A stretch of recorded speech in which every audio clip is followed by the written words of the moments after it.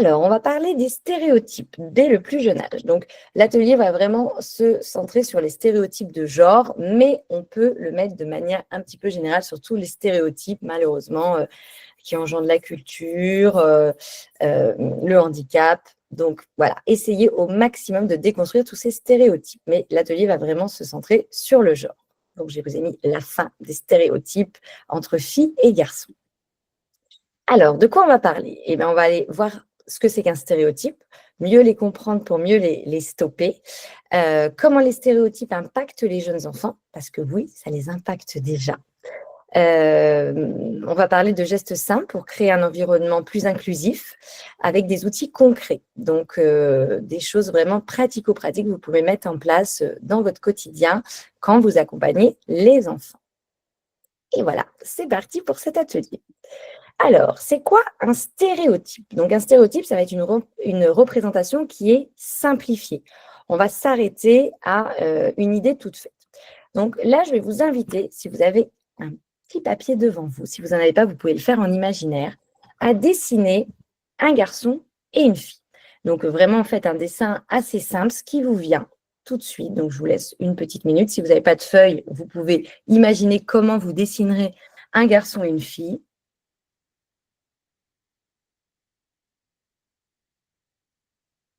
Pas besoin de faire un truc trop complexe, hein, mais voilà, qu'on voit bien la différence entre la fille et le garçon.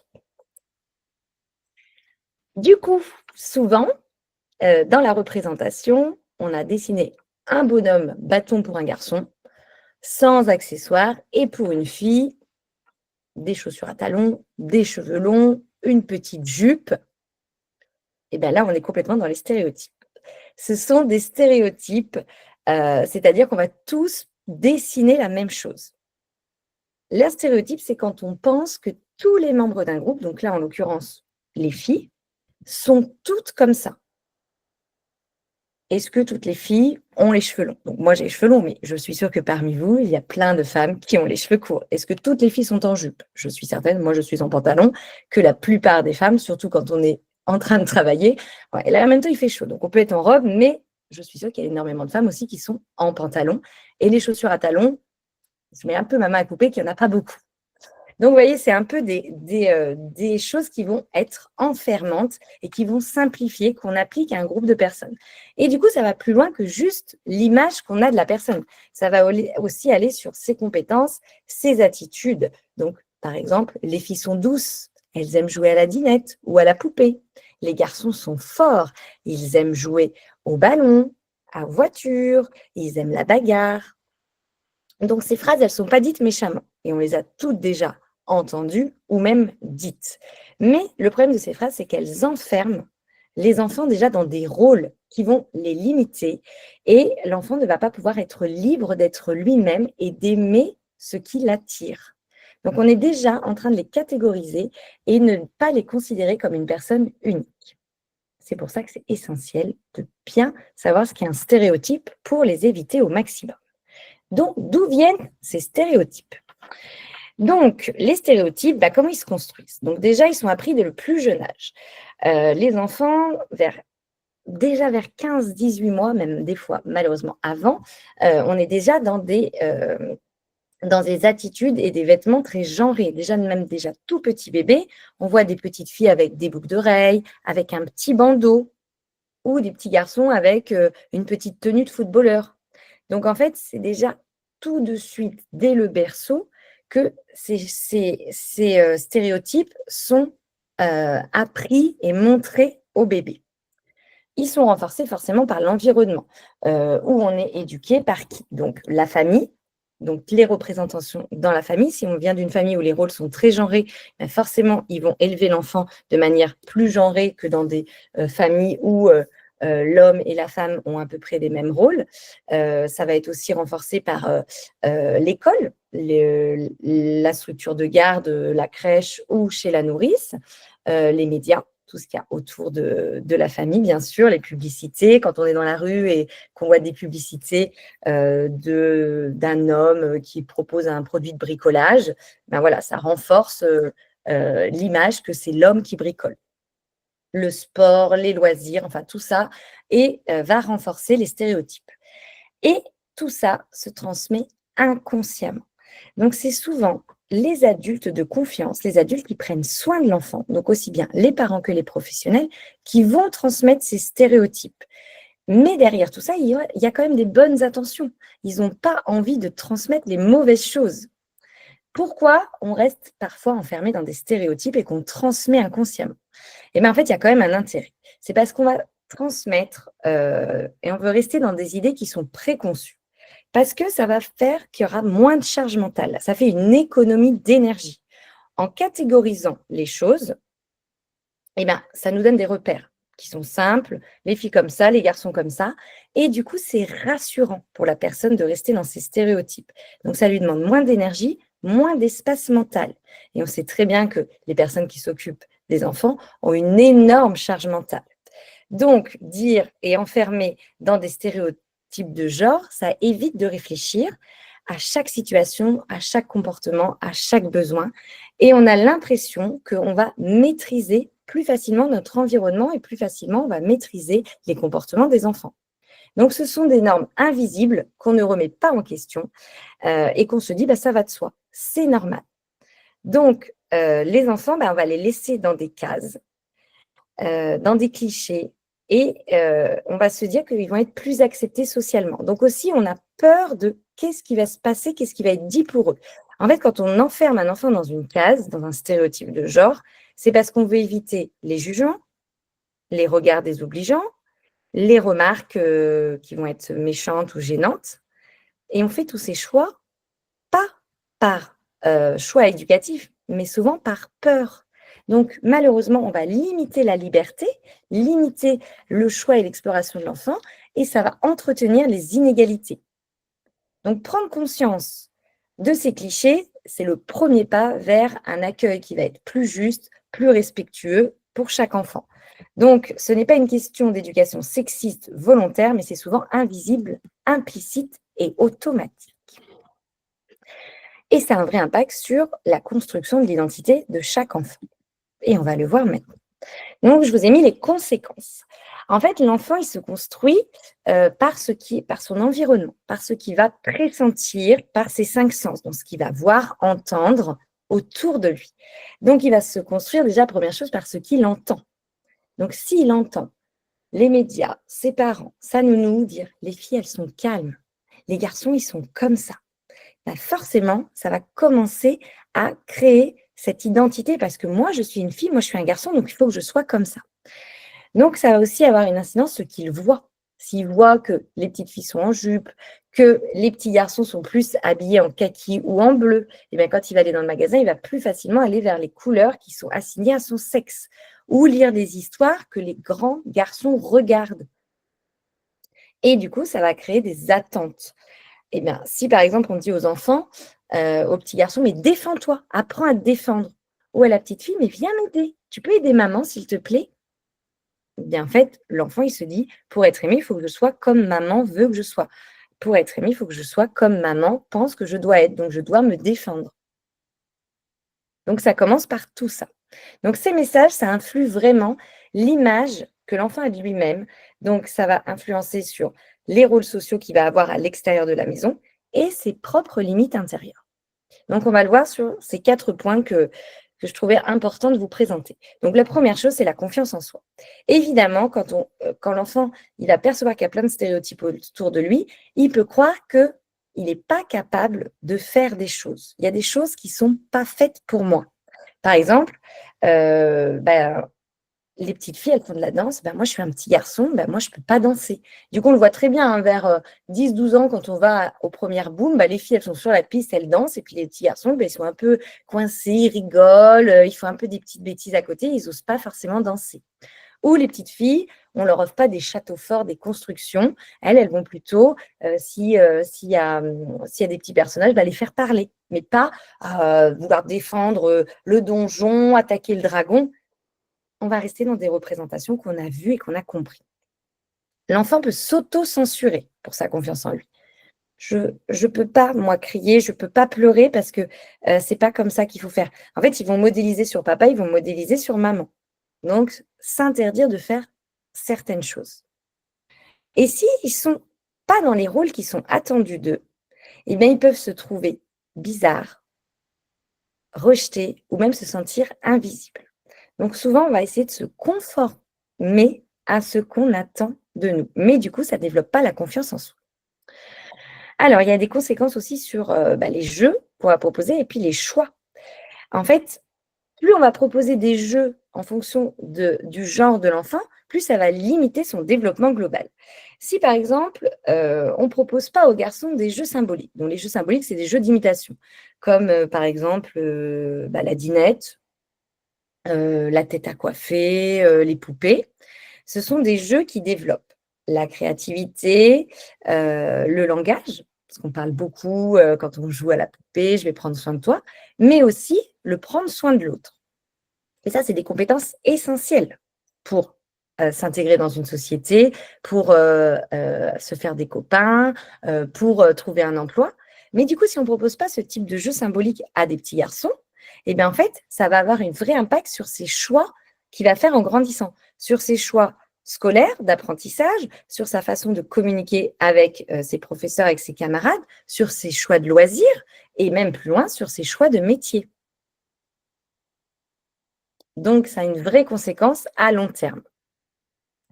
Les compétences perçues et les attentes. Donc, quand on va avoir une idée un petit peu reçue de quelles sont les attentes qu'on a par rapport à une fille ou par rapport à un garçon. Si par exemple, on se dit, les filles, elles doivent être propres, elles doivent avoir une écriture lisible, elles doivent être appliquées. Et les garçons, eux, ils sont beaucoup plus mathématiques, beaucoup plus logiques. Si on part un petit peu dans cette idée, et bien en fait, le regard que l'adulte a du genre de l'enfant, ça va influencer sa façon d'évaluer comment il se comporte et il va orienter du coup sa façon d'accompagner l'enfant. Et du coup, l'enfant qui est un adulte, qui a un regard biaisé, qui l'évalue et qui l'oriente de cette manière, et bien l'enfant, ça va jouer sur sa motivation et sur son potentiel.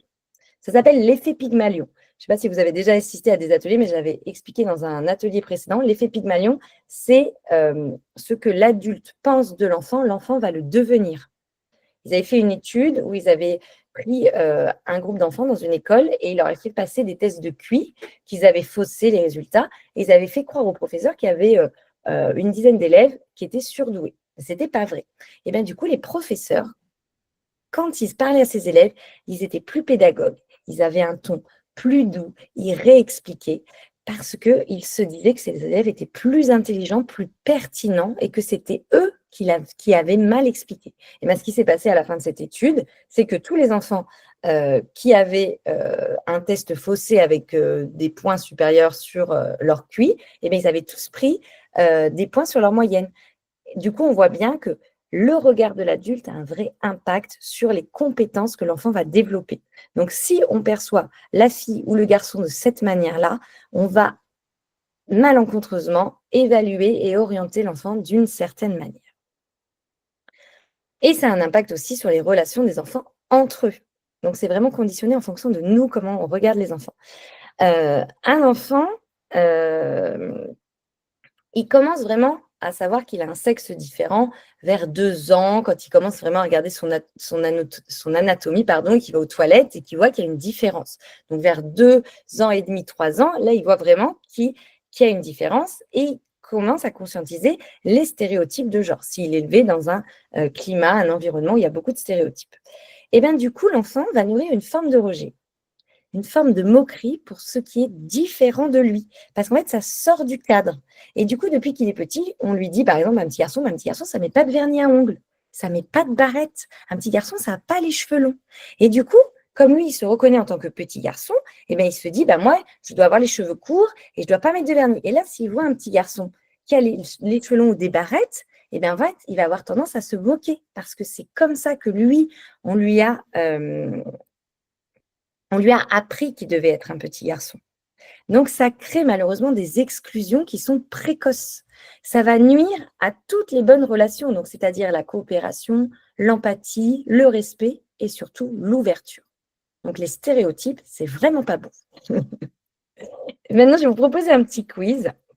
Donc, vraiment, je vous invite à répondre de manière hyper spontanée. Il n'y a pas besoin, de toute façon, on ne va pas noter les prénoms et qui a répondu quoi. C'est vraiment pour montrer les représentations qu'on a encore. C'est pour évaluer qu'en fait, on est dans des stéréotypes et on est dans des automatismes. Donc, je vous invite à répondre. Est-ce que, Étienne, tu peux partager les questions Alors, normalement, je l'ai partagé en direct. C'est une Ok. première sur l'utilisation de cet outil sur Google Meet. Est-ce que vous voyez bien le sondage apparaître? J'ai une réponse pour le moment. Oui, Anne-Sophie l'a vu en tout cas. Merci. Ah, si, il y en a d'autres. Réponse C, tous les enfants. Ok, super. Alors, il n'y a pas de bonne ou de mauvaise réponse, hein. Donc, on enchaîne. À qui est destiné ce jouet? Donc, un petit baigneur avec un peignoir bleu. À qui ce jouet est-il majoritairement offert selon vous? Donc, n'hésitez pas, est-ce que vous avez déjà plutôt offert ce petit baigneur à une fille, à un garçon, ou à les deux, mais dans l'imaginaire collectif? Tout le monde offre des petits baigneurs aux garçons. C'est merveilleux. Je suis très contente de lire ça. Soyez honnête, hein, est-ce que vous avez déjà fait vraiment d'offrir un petit... Ah, merci. Il y a Fleur qui dit « Ah, j'ai des A ». Ensuite, quels mots vous viennent spontanément à l'esprit en voyant ce livre pour enfants? Donc, on a mon rêve de princesse avec un petit château, un petit chaton. Qu'est-ce qui vous vient comme mot? Alors là, vous pouvez écrire librement sur le chat. Imagination, fille, fille, fille. Girly, cliché, tout à fait. OK. On continue. Je n'achète pas. Ensuite, quelles compétences ou émotions sont mises en avant ici? Qu'est-ce que va développer l'enfant qui va avoir ce jeu? La précision, oui, tout à fait. La force, la violence, la motricité, ouais, la motricité fine.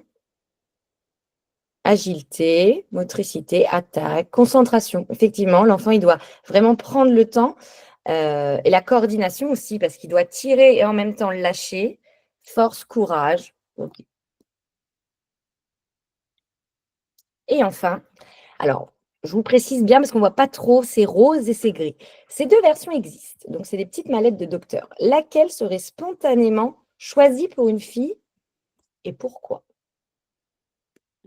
La rose ou la grise? Eh oui, la rose.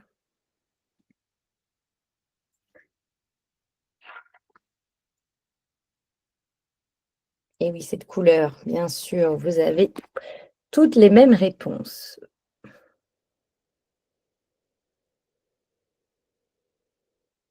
Ok, merci d'avoir participé. Alors, du coup, il n'y a pas de bonne ou de mauvaise réponse, évidemment, hein. C'est vraiment, ça reflète les représentations. On voit que quand on répond, on peut catégoriser très vite, même si je pense que vous êtes toutes ouvertes sur le sujet si vous êtes là aujourd'hui, donc vous n'êtes pas forcément enfermés dans des stéréotypes de genre, mais on voit que dans ces réponses, eh bien, en fait, on va un petit peu enfermer les enfants déjà dans des rôles genrés et on associe certaines choses à un genre. Par exemple, le petit livre de princesse, on met fille, alors qu'on peut complètement offrir un petit livre de princesse à un garçon. Il n'y a rien qui destine que ce livre soit pour une fille. Mais du coup, quand on associe des objets à un genre, eh bien, en fait, ça va aussi associer les qualités de l'enfant, les comportements et les attentes. Et c'est ça qui va être le plus problématique. Et on va voir ça avec différentes expériences que je vais vous expliquer. Alors, la première expérience, c'est l'expérience du pyjama bleu et du pyjama jaune. Alors, donc, on va prendre deux groupes de personnes et on va montrer la même photo d'un bébé. Sauf que le bébé ne va pas être habillé de la même manière. Sur le premier groupe, on va donner la photo du bébé avec le pyjama jaune et on va dire « Voici la petite Emma ». Et à l'autre groupe, on va donner la photo de l'enfant avec le pyjama bleu et on va dire « Voici le petit Léo ». On ne dit rien de plus, juste ils partent d'une photo. Et on va demander à ces deux groupes, à votre avis, quel est le caractère de Léo pour un groupe, de Emma pour l'autre groupe? De quoi a-t-il l'air et comment imaginez-vous son comportement avec d'autres enfants? Donc, on est d'accord que c'est exactement le même enfant. Là, on a juste changé la couleur de son pyjama. Et voilà les résultats de cette expérience. Donc, pour le bébé en bleu, notre petit Léo, il est tonique, il a l'air curieux, il est aventurier. Et quelle va être sa place, enfin, quelle va être sa relation face aux autres enfants? Il doit prendre sa place, il ne doit pas se laisser faire. Et le bébé en jaune, présenté comme une petite fille, elle est douce, elle a l'air calme, elle est trop mignonne, elle a l'air fragile. Cette notion de protection. Elle doit bien s'entendre avec les autres, elle a l'air tellement gentille. Vous voyez, juste une couleur de vêtements. Donc, cette expérience, elle montre bien que nos attentes par rapport au genre vont influencer notre attitude et ce qu'on va penser des comportements de l'enfant. Donc, en fait, on n'en a même pas conscience. On façonne des rôles genrés très tôt.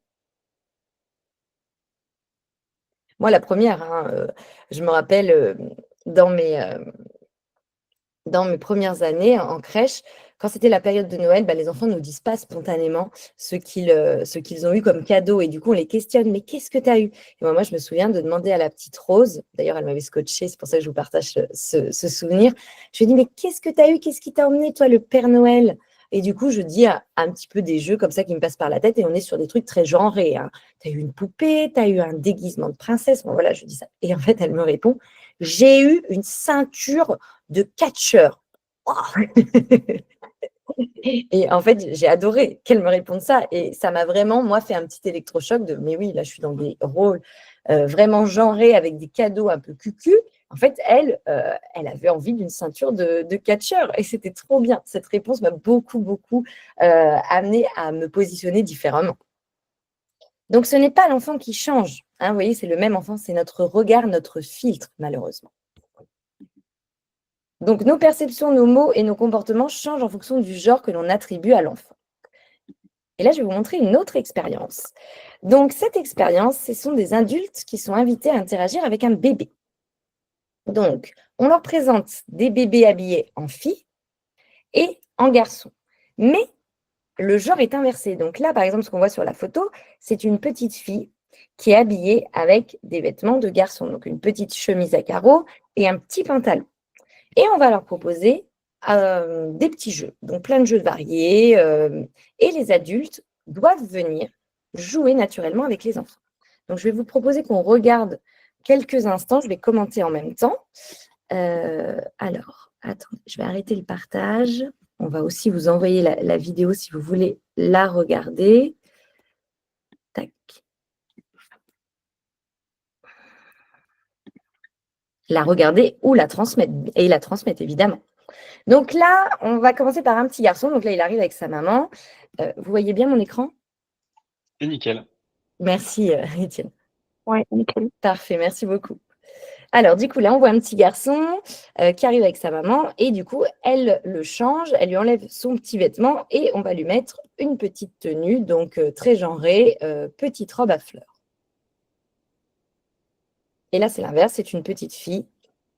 Donc voilà, on voit le changement avant l'arrivée des adultes qui vont s'occuper d'eux. Donc, Édouard, finalement, ce sera appelé Sophie.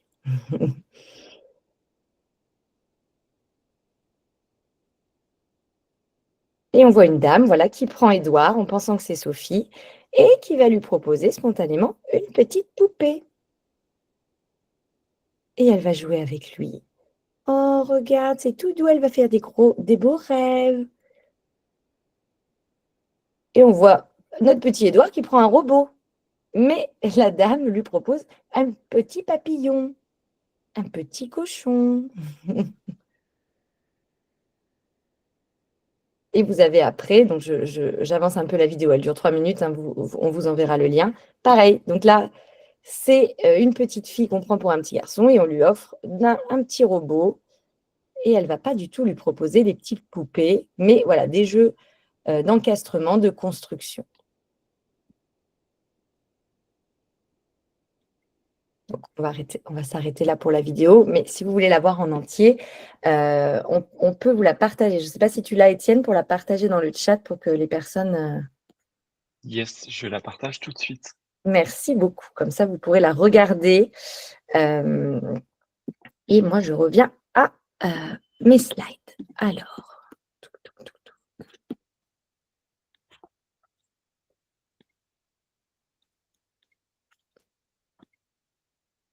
hop, c'est tout bon. Donc, on voit dans cette expérience que l'adulte va proposer des jeux qui vont être plus genrés en fonction du sexe qu'il imagine de cet enfant qui est en face de lui. Pourtant, les enfants d'eux-mêmes, ils vont jouer librement à tous les jouets. En fait, ils ne vont pas aller vers des jouets qui sont assignés à leur genre. Donc, ce sont surtout les adultes et non les enfants qui perpétuent les stéréotypes de genre. Donc, c'est essentiel de commencer par nous éduquer sur notre façon de proposer des jeux et avoir des attentes sur les enfants, parce que les enfants d'eux-mêmes n'ont pas du tout ces stéréotypes déjà en tête. Donc, on va voir de manière un peu plus globale où c'est qu'on retrouve les stéréotypes. Donc déjà, première chose, c'est dans la littérature jeunesse, donc les livres pour enfants. On voit souvent les héros, c'est souvent des garçons très actifs, sauveurs. Là, j'ai regardé tout à l'heure des petits livres, c'était Liam le pompier, Gaspard le pompier, mais il n'y avait pas Léonie le pompier. Non, c'était des prénoms de garçons. Donc le héros qui va se sauver et les filles, en fait, ça va être plus des petites rêveuses et le cliché de la fille qui doit être sauvée, donc qui attendent qu'on vienne l'aider. Quand on voit un petit peu les contes classiques, ce n'est pas du tout des contes inclusifs. Si on reprend par exemple Blanche-Neige et les 7 nains, Blanche-Neige, elle se retrouve dans la forêt, elle fait le ménage chez les 7 nains, et après elle s'endort et elle attend qu'un prince charmant… non, ça c'est la Belle au bois dormant. Donc je ne me souviens plus de la fin de Blanche-Neige. Je vous mélange deux contes, mais on est un peu sur le cliché de « je dois être sauvée ». Ça fait longtemps que je n'ai pas regardé mes classiques, excusez-moi. Ensuite, il y a des vrais stéréotypes dans les jouets et dans les jeux. Donc, on l'a vu un petit peu dans l'expérience d'avant. Donc, les jeux pour filles, ça va être plus des jeux qui vont être dans le prendre soin. Donc, dans les poupées, la dinette, on va servir à manger à l'autre, des jeux autour de la beauté. On voit bien quand on va dans les magasins, pour les filles, c'est créer des potions magiques, des petits bracelets, voilà, des petites choses qui vont être sur l'apparence, la beauté. Pour les garçons, on va être plus sur des jeux de construction, des outils, les voitures, tout ce qui va être un petit peu jeu d'action, les dinosaures. Et du coup, ça développe des compétences complètement différentes. L'enfant, quand on va lui proposer des jeux, en fait, en jouant, il va digérer les codes sociaux et en fait, ça va renforcer, ça va être renforcé par ce que les adultes proposent à l'enfant. Plus on va lui proposer des jeux qui viennent des rayons des garçons dans les magasins de jouets, plus l'enfant va développer ses compétences. Et du coup, plus il va vouloir ce type de jeu. Moi, j'entends beaucoup de parents qui me disent « Oui, mais c'est lui qui veut. » Oui, mais qui lui a montré, qui lui a offert au début? C'est ça, c'est si on offre une diversité dès la petite enfance, l'enfant va s'ouvrir un maximum de potentialités. Les vêtements. Énorme sujet aussi, les vêtements. Pour les petites filles, donc là, je vous ai mis une petite fille avec un petit nœud, tutu, les petites couettes, donc beaucoup de paillettes, de petits cœurs, des jupes, des serre-têtes, des petits cols, des petits vêtements, des petits combis shorts avec des dentelles, des serre-têtes, des petites chaussures avec des brides, des sacs à main. Voilà à peu près pour les vêtements de filles. Pour les vêtements de garçons, on est plus sur short, t-shirt, parfois pour être élégant, une petite chemise, mais quand même assez pratique parce qu'il n'y a pas de paillettes, de froufrou qui dépassent, une petite casquette, un sac à dos et souvent des petites baskets ou des chaussures à scratch assez pratiques. Donc, quel va être l'impact de ces types de vêtements pour les enfants? Donc, chez la petite fille, on a une visée qui est plus esthétique. Elle doit être bien coiffée. Les vêtements sont plus compliqués à mettre. Là, cette petite fille, elle ne peut pas faire son nœud toute seule. Les chaussures avec différentes petites brides, c'est compliqué, alors que des chaussures à scratch, beaucoup plus facile. On va mettre des vêtements qui vont être qui vont moins faciliter l'autonomie. L'enfant, la petite fille, elle aura besoin d'aide pour mettre certains vêtements. On va lui dire aussi, fais attention à ta culotte, attention comment tu te tiens, attention, parce que là, la petite matière de la jupe, le petit tulle, il peut se déchirer plus facilement. Alors que le garçon, on va lui mettre des vêtements qui vont être plus pratiques, parce que on va se dire, bah voilà, il faut qu'il soit libre dans ses vêtements. Les chaussures qui vont lui permettre de courir, de grimper. On va moins passer de temps à le coiffer. Des vêtements qui vont être plus faciles d'entretien. Donc, en fait, le message qui est envoyé est différent. La petite fille, on l'habille parce qu'elle doit plaire. Et le petit garçon, c'est parce qu'il doit gagner, il doit pouvoir réussir, faire des choses. Donc, il faut que ce soit plus pratique. Dans les publicités, les médias. Donc, il y a une représentation qui est malheureusement encore très stéréotypée. Il y a des avancées quand même, hein. Des fois, on voit des pubs où c'est l'homme qui fait la lessive, et c'est tant mieux. Mais on voit encore beaucoup la maman qui est douce, qui est à l'écoute. Alors, il y a des séries comme par exemple Malcolm avec la maman qui crie tout le temps. C'est aussi un stéréotype. Mais souvent, quand on raconte des histoires, quand on regarde des films, eh bien, la maman, c'est celle qui prend soin, qui est empathique, qui met des mots, qui accueille les émotions. Donc, on est vraiment encore dans ces clichés-là. Et le papa, c'est celui qui est bricoleur, qui conduit la voiture. Donc, voilà, toutes ces représentations, les petites filles et les petits garçons, ils les voient. Et souvent, malheureusement aussi, il y a d'autres stéréotypes qui sont représentés dans les publicités, dans les publicités de manière générale. Donc, on voit des enfants minces, des enfants blancs, des enfants valides, qui sont dans un univers confortable, dans une grande maison avec plusieurs pièces bien rangées. Donc, il y a vraiment cette absence de diversité. On ne voit pas différents types de corps, on ne voit pas beaucoup d'enfants porteurs de handicap, de cultures différentes, de couleurs de peau différentes. Donc, en fait, ça exclut vraiment les minorités. Donc, c'est vraiment essentiel de bien choisir les publicités, les livres, les médias qu'on va montrer à nos enfants pour avoir une éducation la plus inclusive et la plus ouverte possible. Les stéréotypes se trouvent aussi dans la communication. La façon dont on parle à une fille et un garçon n'est parfois pas la même. Donc, par exemple, à une petite fille, si elle monte sur un muret, donc j'imagine celle qui a la petite jupe en tulle, elle monte sur un muret, attention, tu vas te faire mal. On va être plus protecteur avec une petite fille. Un petit garçon qui tombe, on peut lui dire, allez, t'es fort, relève-toi. On va moins être protecteur et on va plus nier ses émotions. Allez, c'est rien, vas-y, relève-toi et retourne courir. Donc, la façon de parler, ça vient aussi de quelle est notre représentation du type masculin, quelles sont nos attentes. Et la façon de valoriser les enfants. Donc, elle peut être complètement différente en fonction des stéréotypes qu'on se fait. Donc, par exemple, une petite fille, on peut lui dire « T'es jolie, oh, t'es toute mignonne ». On va plutôt lui faire un compliment. Ça va développer son estime, mais dans le regard des autres. Par contre, un petit garçon, au contraire, on ne va pas lui faire un compliment, mais on va lui faire des encouragements. « Oh, t'es malin, oh, t'es rusé, t'es hyper fort ». Eh bien là, ça va développer son estime de lui, sa confiance en lui. Et du coup, ce qui va se passer, c'est qu'à la longue, de complimenter les petites filles et d'encourager les petits garçons, ça va faire que les petites filles, eh bien, elles vont rechercher une validation extérieure autour d'elles. Donc, elles vont s'apprêter pour qu'on les valorise, pour qu'elles développent leur confiance en elles, parce que sans le regard des autres, elles n'arrivent pas à le développer. Alors que les petits garçons, ils vont développer une validation intérieure. Donc, ils n'auront pas besoin de se pouponner pour être appréciés parce qu'on les aura encouragés, validés sur leurs compétences. Donc, la valorisation, c'est hyper important de bien voir qu'il est essentiel d'encourager aussi bien les petits garçons que les petites filles. Et de complimenter aussi sur le physique. Les deux. Là, je vous ai mis une illustration de Fanny Velda, donc j'aime beaucoup cette illustration. Donc, on voit les deux mamans qui sont au loin, ou les deux nourrices. Hein. La robe ne la gêne pas trop pour marcher. Et la deuxième lui répond, si, mais tu as vu comme elle est tellement mignonne dedans.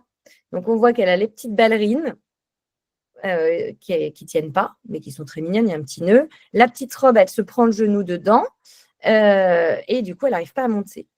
Et le petit garçon, oh là là, qu'est-ce qu'il est dégourdi, ton fils, avec la motricité. Non, ce sont les mamans. Donc, on voit bien que la petite fille, c'est pas qu'elle n'est pas dégourdie, mais c'est parce qu'elle est gênée, mais elle est tellement mignonne. Donc, voilà, petite illustration qui en dit long sur qu'est-ce qu'on attend d'une fille et d'un garçon. Alors, comment du coup valoriser un environnement plus inclusif et éviter ces stéréotypes de genre? Donc déjà, observez et questionnez votre propre pratique. Donc j'imagine que depuis le début de cet atelier, ça fait écho à plusieurs choses. Donc, quels mots vous utilisez-vous dans votre, pas forcément que vous dites, hein, mais déjà, comment vous décrivez des fois des comportements de petits garçons, de petites filles? Est-ce que vous dites, elle est sage, il est casse-cou?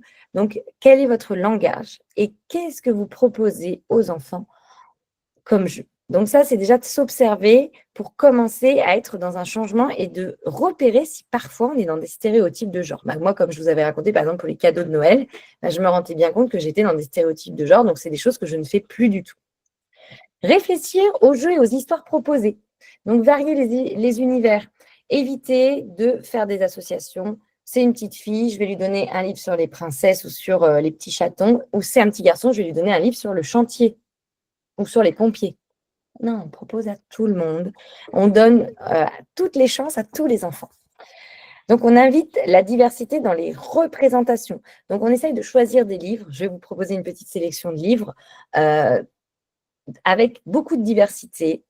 Dans les chansons aussi, quand on fait le petit temps chanson, moi, je changeais, par exemple, je disais pas les chansons types. Là, je pense à dans la boîte à outils de papa, il y a, je ne sais pas si vous la connaissez, cette chanson, on dit un marteau qui fait comme ça. Ben moi, en fait, quand je la chantais, je disais dans la boîte à outils de maman, il y a un marteau qui fait comme ça. Donc, à vous aussi de reprendre un peu les classiques et de changer, de des fois dire maman, des fois dire papa, pour en fait ouvrir sur cette diversité des représentations, des rôles. Euh, valoriser euh, l'unicité de chaque enfant, sans assignation. Donc, on va éviter ce qui enferme dans les genres. Donc, remplacer, par exemple, une petite fille qui joue à la dinette et qui prend soin et qui ramène des petites assiettes à tout le monde, de dire « Oh, comme t'es gentil !» plutôt « Ah, je vois que tu as envie de faire le service, tu es un restaurateur, mais si tu veux, fais ce qui te plaît. Hein, si tu préfères, toi, juste faire la cuisine et prendre des petits gravillons, enfin, d'autoriser à ne pas être que dans le sois gentil, fais plaisir. Parce que si on valorise la petite fille qui fait le service, eh bien, en fait, on valorise que ses compétences d'extérieur, d'aller vers l'autre et de rendre service.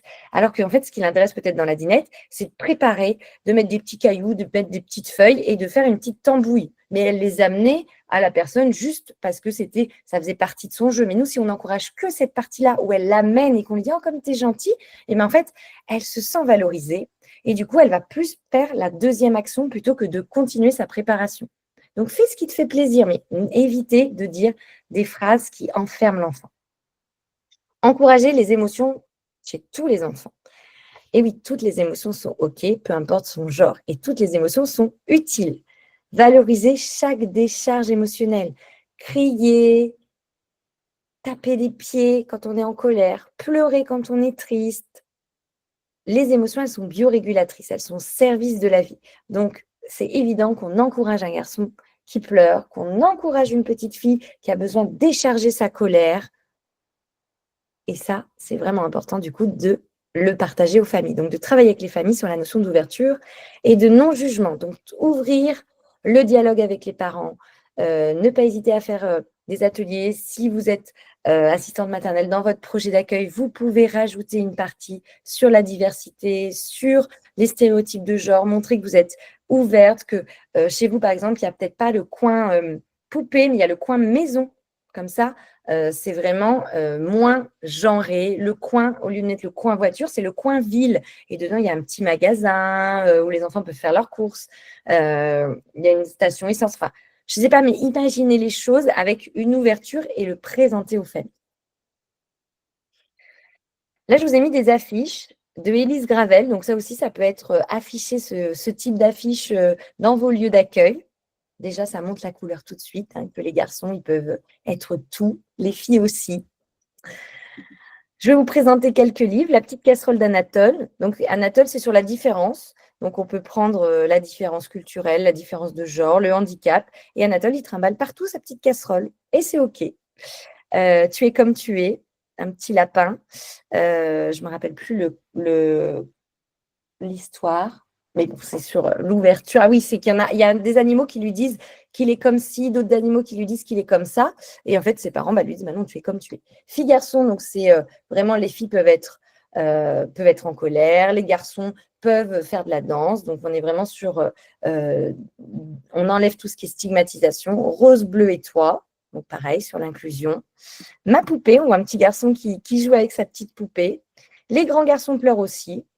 Et oui, très important, parce qu'il y a beaucoup d'hommes aujourd'hui qui ne s'autorisent toujours pas à pleurer. Et rock'n'roll, une petite fille qui bouge, qui est très vivante et qui n'est pas dans un stéréotype de sois sage, tais-toi, sois mignonne. Donc là, on est sur une petite fille pleine d'énergie. Et enfin, je vais finir avec 2 petits cas concrets. Donc, un enfant qui dit, c'est un jeu de filles, je ne veux pas jouer à ça. Donc ça, on va plus l'avoir vers 3 ans ou vers les extrascolaires qui viennent chez nous les vacances scolaires ou les mercredis. Donc, les réactions possibles qu'on peut faire, si on banalise, oh ça va, mais c'est pas grave, tu as le droit de jouer à des jeux de filles. Gronder ou faire la morale, mais ne pas ouvrir une vraie discussion. On peut répondre simplement, oh là là, mais si, tu peux jouer. Mais en fait, le ton qu'on va avoir avec l'enfant, ça va être hyper important, parce qu'en fait, on est là pour éduquer. S'il est dans un stéréotype, c'est qu'il a pas compris. Donc en fait, c'est vraiment déconstruire l'idée du jeu de fille, du jeu de garçon, inviter à l'inclusion, à la liberté, et valoriser les échanges entre enfants pour qu'ils puissent jouer tous ensemble sans jugement. Donc les phrases que vous pouvez dire, tu sais, il n'y a pas de jeu pour les filles et pour les garçons. Chacun joue avec ce qui lui plaît. On peut dire vraiment, est-ce que c'est un jeu qui se joue avec les organes génitaux? Est-ce que tu joues avec ton zizi ou avec ta zézette? Ben non. Ben alors du coup, c'est ni un jeu pour une fille, ni un jeu pour un garçon. C'est un jeu pour un enfant. Et toi, tu es un enfant, donc tu peux jouer. Vous pouvez dire, vous pouvez tous les deux construire, faire semblant, cuisiner, inventer. C'est ça qui est chouette dans les jeux. Donc, proposer ce qu'on peut faire avec ce jeu qui peut être hyper sympa. Avec le bébé, ben, on peut dire qu'il est malade. Et hop, on invente un jeu et on propose à l'enfant. Parce que peut-être que l'enfant, justement, là, je vous ai mis une petite fille avec une poupée, mais ça peut être un petit garçon qui n'ose pas parce qu'il n'a jamais eu de petite poupée à la maison. Et que ses grands frères et ses grandes sœurs lui disent, mais non, c'est pas pour toi, c'est un jeu de filles. J'arrive même pas à le dire, oui. Et bien du coup, c'est à nous de lui montrer comment ça peut être chouette de jouer ensemble avec ce jeu-là. Et un petit garçon qui veut se déguiser en princesse. Les réactions qu'on peut avoir à chaud, c'est un jeu de filles. Je préfère pas un costume de super-héros. La peur du jugement, la peur des regards moqueurs. Tu veux vraiment ça, t'es sûr? Donc l'enfant voit qu'il y a une forme de honte, qu'on ne se sent pas à l'aise. Donc forcément, l'enfant qui a une éponge émotionnelle, bah, lui, il va peut-être hésiter aussi. Et sourire gêné des adultes ou moquerie. Donc, ne pas oublier l'impact des réactions d'adultes sur la liberté d'expression. Et évidemment, plus on va avoir un regard jugeant, hésitant ou honteux, ben, moins l'enfant va oser. Le jeu symbolique est un espace d'exploration, donc c'est essentiel que l'enfant il explore tout ça. Et encourager une posture d'accueil.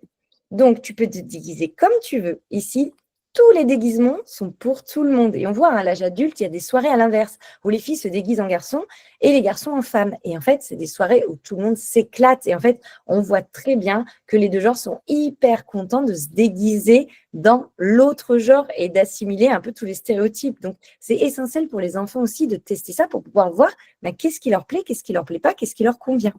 Et ce qui compte, c'est ce que tu aimes faire, pas ce qui est considéré comme un vêtement de fille ou un vêtement de garçon. Là, on n'a pas le temps, mais je vous propose de regarder sur YouTube cette vidéo qui est très intéressante, qui dure 1 heure. Donc, on a 2 personnes avec 2 façons de voir les choses différentes. Donc, Papa Patriarcat, qui est très connu dans la parentalité positive, et une maman qui est plus dans un rôle genré. Et du coup, elle explique qu'elle ne mettra pas de robe à ses garçons. Et du coup, la réponse de Papa Patriarcat est très intéressante. Donc, on n'a pas le temps de regarder ça maintenant, mais je vous invite vraiment, si vous voulez aller plus loin, à regarder ce débat qui ouvre des perspectives et qui donne déjà des réponses quand vous avez des parents qui sont face à vous avec des idées fermées très genrées. En fait, il dit en gros dans son discours que lui, il pense à l'avenir de son enfant. En fait, et de lui donner un maximum de choix et de possibilités et de ne pas l'enfermer dans une case avec des stéréotypes et des idées reçues.